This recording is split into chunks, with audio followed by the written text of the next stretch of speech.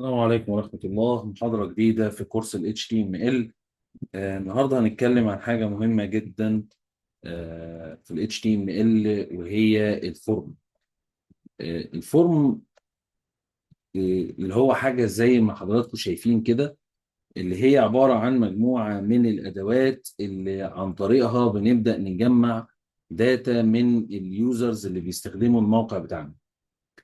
وتقريبا هي أهم أداة في الفورم من وجهة نظري الشخصية، هي الأداة الأساسية اللي بنشتغل عليها عشان نجمع الداتا من اليوزرز.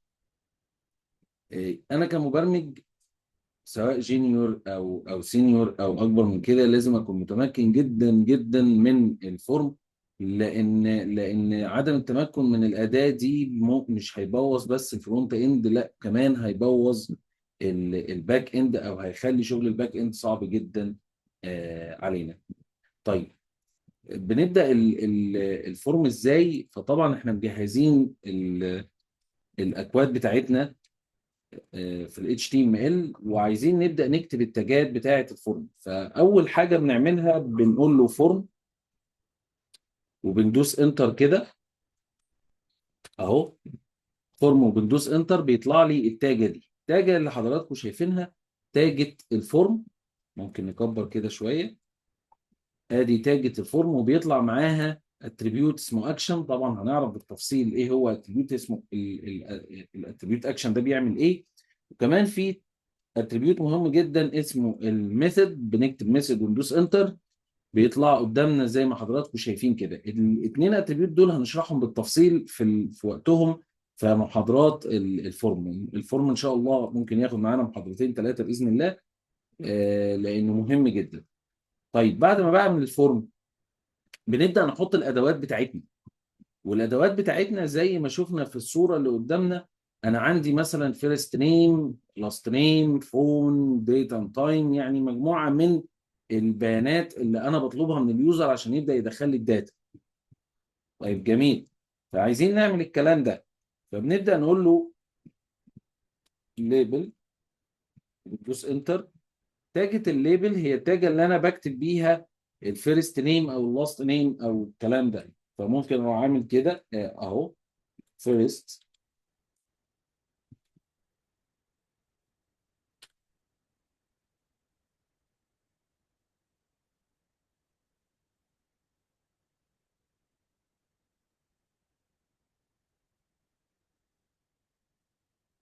فيرست نيم،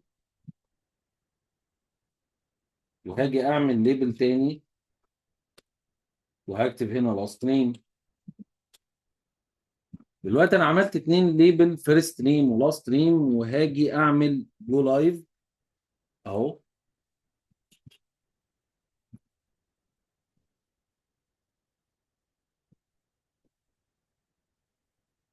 تعالوا بقى نحط الحاجات جنب بعض.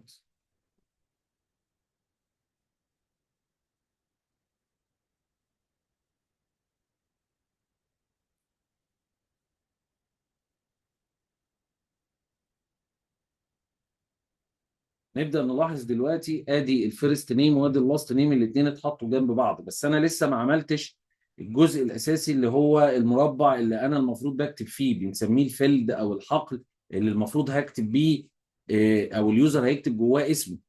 طب ده انا بعمله ازاي؟ انا يا دوبك كل اللي عملته ان انا عملت فيرست نيم ولاست نيم. جميل. طيب لو انا جيت دلوقتي رحت عامل كده انبوت، مجرد ان انا عملت انبوت تايب تكست، يعني انبوت ودوست انتر، هيطلع لي المنظر المربع اهو. طب هل انا كده خلصت؟ لا طبعا، في بقى حاجات كتيره جدا هنعملها. طب لو جيت رحت عامل انبوت تاني، هنلاحظ دلوقتي ان انا بقى عندي الانبوت بتاعي موجود مرتين، فيرست نيم والانبوت ولاست نيم والانبوت. هنا في الحاله دي انا اقدر اكتب اهو كده، واقدر اكتب كلام هنا بنفس الطريقه كده. طيب، معنى الكلام ده ايه؟ معنى كلامي ان انا الليبل ده هو اللي بيحط لي العنصر قصادي، هو اللي بيحط لي الكلمه فيرست نيم او لاست نيم، والانبوت هو حقل الادخال اللي اليوزر هيدخل فيه الداتا بتاعته. معنى كده ان انا ما اقدرش استغنى عن حاجه من الانبوتس دي، يعني الانبوت ده انا ما اقدرش استغنى عنه، ده هو ده الاساس، هو ده اللي هيخلي اليوزر يدخل الداتا بتاعته. طيب عايز ابدا انا ازود فيهم واتحكم فيهم اكتر من كده واعمل حاجات احسن من كده. ففي مثلا ان احنا ممكن نعمل، طبعا انا بشتغل HTML بس، في تنسيقات CSS ممكن ندخلها على الكود ده، نخلي التنسيقات جميله جدا، لكن احنا بنشتغل HTML فقط، فاحنا هنلتزم بالحاجات اللي ممكن نعملها عشان نحط نظبط كود الفورم بتاعنا، زي ان انا اعمل كود الBR اللي هي بريك. فلما اعمل بريك تلاقيهم نزلوا تحت بعض. طب لو عملت اتنين بريك BR هينزلوا الاثنين جنب بعض. طب لو انا عملت البريك عند الليبل هتلاحظ ادي فيرست نيم وتحتها الليبل الانبوت بتاعها، وبعد كده BR عند اللاست نيم فهيقول لي اللاست نيم وتحتها الليبل الانبوت بتاعها. يبقى انا ممكن اتحكم في الفورم بتاعي عن طريق حاجات HTML كلها، لكن زي ما قلنا نقدر نظبط ده بالسي اس اس، هيبقى افضل طبعا واحسن. جميل جدا. هل عندي بقى الليبل والانبوت بيقفوا عند المرحله دي بس؟ يعني انا كل اللي هدخله ليبل وانبوت؟ احنا بنشوف اشكال كتيره جدا. فقال لك لا طبعا، هنبدا نعرف حاجات اكتر في الفورم وليبل اكتر في الفورم. لو جينا عملنا قلنا ليبل،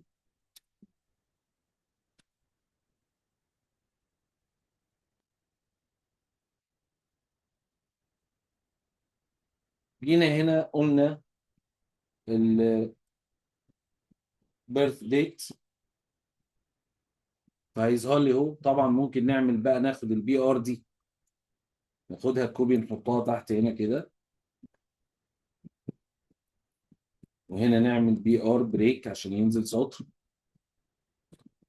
وهاجي هنا هقول له انا عايز انبوت، بس المره دي انا عايز انبوت من نوع ديت. انبوت من نوع ديت. فكده هنلاحظ ان في تغيير حصل. التغيير هنا اللي حصل ان هنا بقى فيه ديت، بقى فيه تواريخ. تعالوا نكبر الصفحه اهي. هنا بقى فيه تواريخ. التواريخ دي بقت انا اقدر ادوس واختار منها التاريخ اللي انا عايزه. معنى كده ان الانبوت ليها تايب، ليها انواع. فاول نوع عندي اللي هو تايب تكست. تايب تكست بيسمح بان انا اكتب نصوص وارقام وعلامات، يعني اقدر اعمل كده.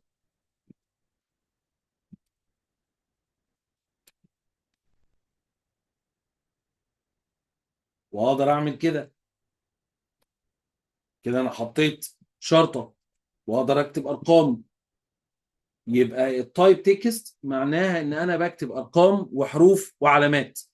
ارقام وحروف وعلامات. طيب التايب ديت.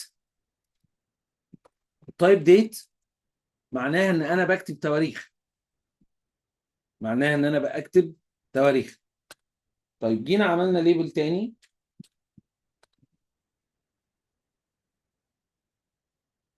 برضو ممكن ناخد BR كده،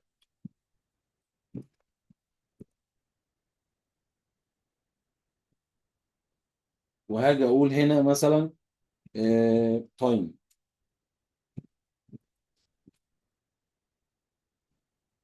وهاجي هعمل انبوت، بس المره دي مش تايب تكست. تعالوا نمسحها ونعمل تايب مختلف.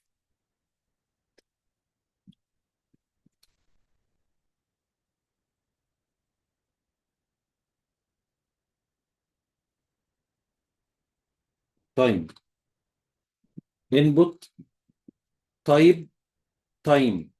هنا هنلاحظ ان هو ابتدى يديني وقت، ابتدى يديني ساعات، PM وAM وعدد ساعات وعدد ثواني. كده بيحصل اختلاف. ابتدينا نشوف الاختلاف اللي بيحصل في الانبوت بناء على التايب اللي انا بحطه. طيب جينا قررنا كده ممكن ناخد دي بقى كلها كوبي، نعملها تاني كده، بس المرة دي مش هنقول له تايم، هنقول له ايدج مثلا العمر. وهنا هقول له نمبر. هنلاحظ ان هنا الايدج ابتدى يظهر معايا في التايب بتاعه، ابتدى يظهر 1 2 3. ابتدينا نكتب ارقام فقط، ابتدينا نكتب ارقام فقط.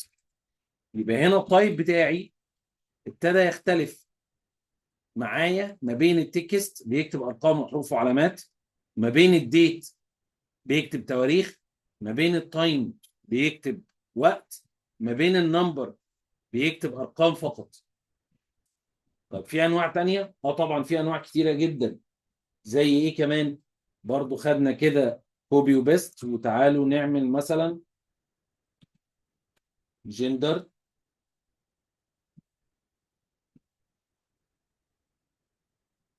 وهنا هقول له التايب بتاعي راديو، التايب بتاعي راديو.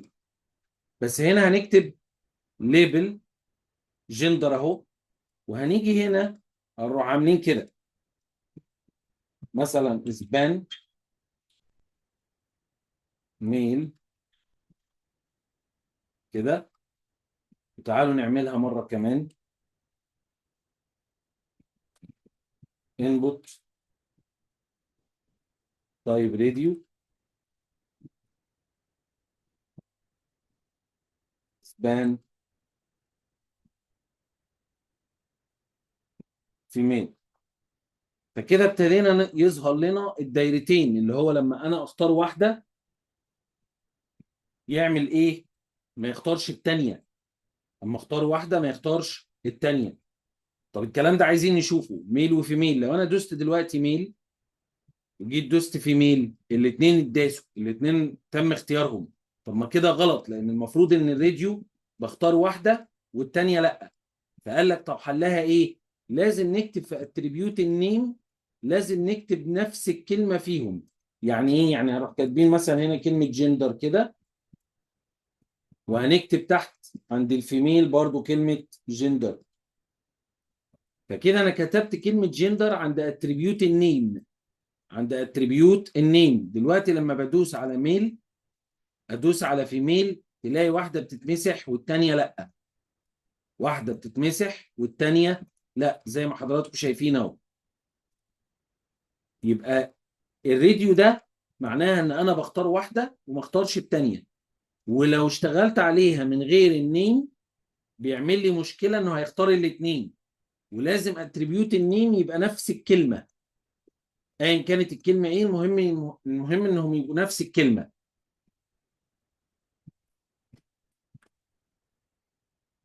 في زي الراديو باتون، في عندي حاجه نعمل بي ار كده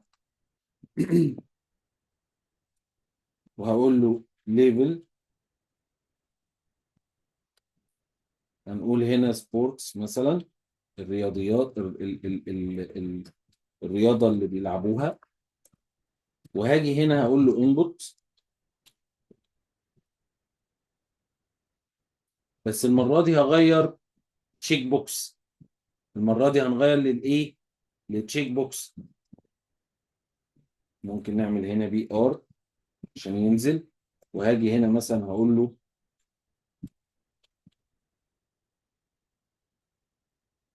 كده. وطبعا هنا هتبقى في سبان.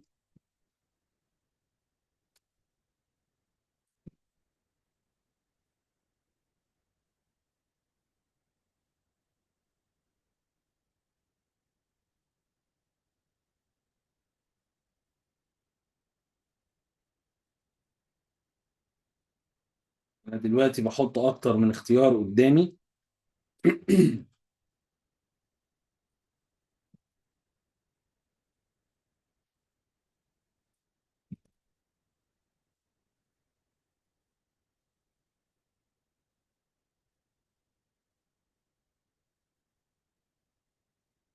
كده. فكده انا بقى عندي اكتر من اختيار. دلوقتي لما انا بدوس بيديني علامات صح، يبقى ده اختيار اكتر من قيمة، اختيار اكتر من قيمة. وهنا برضو النيم مهم، هنا برضو النيم مهم جدا. يعني لازم برضو يبقى عندي النيم زيه زي الراديو باتل. يبقى انا عندي حاجتين شبه بعض. ممكن هنا برضو نكتب كده سبورت.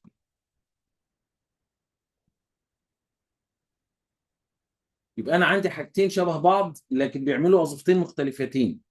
الراديو باتن والتشيك بوكس. الراديو باتن بيخليني اختار واحده والتانيه لا، يعني يلغي من عليهم. وعندي التشيك بوكس بقدر اختار اكتر من قيمه من متعدد، او اختارهم كلهم، او اختار واحده زي ما انا عايز. كل دي حاجات بتجمع داتا من اليوزرز، وكل ده بتحكم فيه ازاي؟ عن طريق التايب. يبقى خدنا تايب تكست بيكتب ارقام ونصوص وعلامات. تايب الديت بيكتب تواريخ.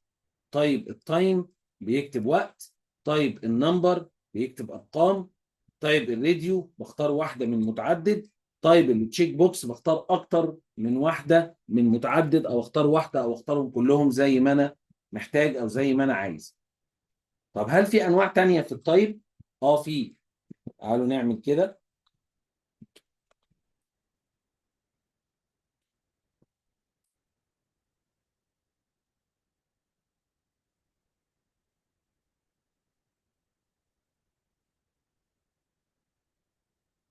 من الانواع المهمه جدا عندي اللي هو تايب السبميت. وليكن مثلا نكتب لوجن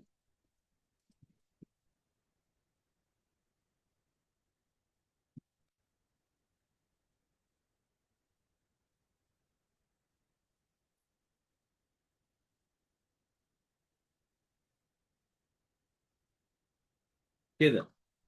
الاثنين دول اللي هو اللوجن والديليت. النوعين دول السبميت والريسيت هم اهم من اهم النوعين اللي موجودين عندي في الفورم، من اهم التايبس اللي موجوده عندي في الفورم، لان دي اللي بتاخد الداتا وبتبدا تنفذ يعني تاخد الداتا من اليوزر وتبدا تنفذ العمليات اللي هنعملها في الكود بتاعنا في السيرفر. يعني دول الاساس، كل واحده فيهم بتعمل وظيفه. فتعالوا نشوف مثلا الديليت بتعمل ايه. لو انا جيت كتبت كده، ممكن نصغر سنه، هاجي هنا كده اكتب،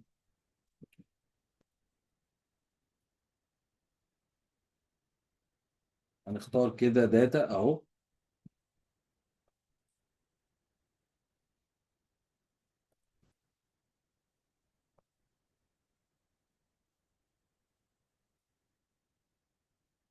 كده انا اخترت مجموعه من الداتا وكتبت بيانات في كل الانبوت اللي عندي. جينا عملنا ديليت، الاحظ انه بيمسح كل الداتا اللي اتكتبت. يبقى زرار الريست ده وظيفته انه يمسح الداتا كلها، واتريبيوت الفاليو اللي هي القيمه اللي هتتكتب. القيمه اللي يعني انا لو مسحت كلمه ديليت دي وغيرتها لاي كلمه ثانيه، وليكن مثلا حذف كده، نلاحظ انها اتغيرت لكلمه ايه؟ حذف. فالفاليو دي، اتريبيوت الفاليو، هو اللي بياخد القيمه ويحطها جوه الانبوت الريسيت او انبوت السبميت. تاني اهو بندخل اي داتا. تعالوا ندخل اي داتا سريعه كده اهو كده، وهعمل حذف. كل الداتا اللي مكتوبه هتتمسح. طب اللوجن بقى ده اللي هياخد الداتا، ده العكس بقى اللي هو زرار السبميت. طيب السبميت ده اللي بيعمل العكس، عكس الريسيت. الريسيت بياخد الداتا ويمسحها، لكن السبميت ده اللي هيبعتها للسيرفر عشان نبدأ نشتغل عليها. والزرارين دول بيبقوا دايما في الاخر، يعني ما بيجوش في النص ابدا، بيبقوا دايما في الاخر. الاثنين التايبس، السبميت وتايب الريسيت، دايما بيبقوا مكتوبين في اخر الفورم تحت. طيب تايب السبميت ده اللي هياخد الداتا وينفذها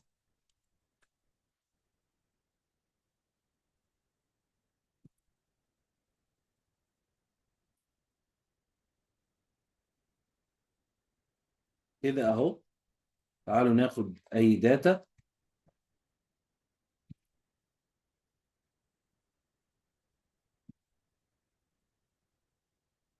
بعمل لوجن، هتلاقيه بيبدأ يبعت لك الداتا الحتة احنا مش عارفين هو بيبعتها فين. المفروض ان هو هيبدأ يبعتها للباك اند، لان احنا هنا في الفرونت اند، وهيبدأ يبعتها للباك اند. طبعا احنا لسه بنشتغل HTML، احنا لسه في الفرونت اند، فاحنا لسه بدري علينا جدا ان احنا نبدأ نعرف الكلام ده. لكن هو ما حذفش الداتا، ده هو بعتها في حتة تانية خالص، بيبعتها في حتة تانية في جزء تاني اللي هو المفروض السيرفر بتاعنا. وعرفنا خلاص ان الزرارين دول بيتكتبوا في الاخر خالص تحت خالص. طب ايه كمان من ضمن الانبوت اللي لازم نبقى عارفينها؟ في انبوت تانية مهمة جدا.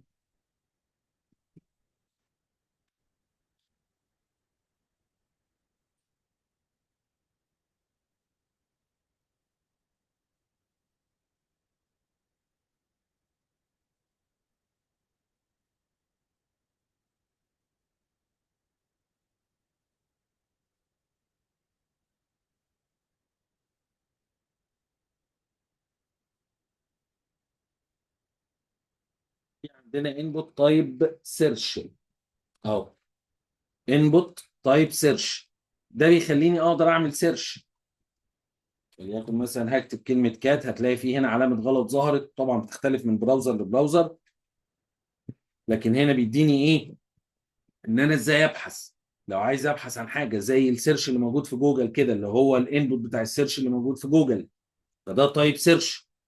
كمان من ضمن التايبس المهمة جدا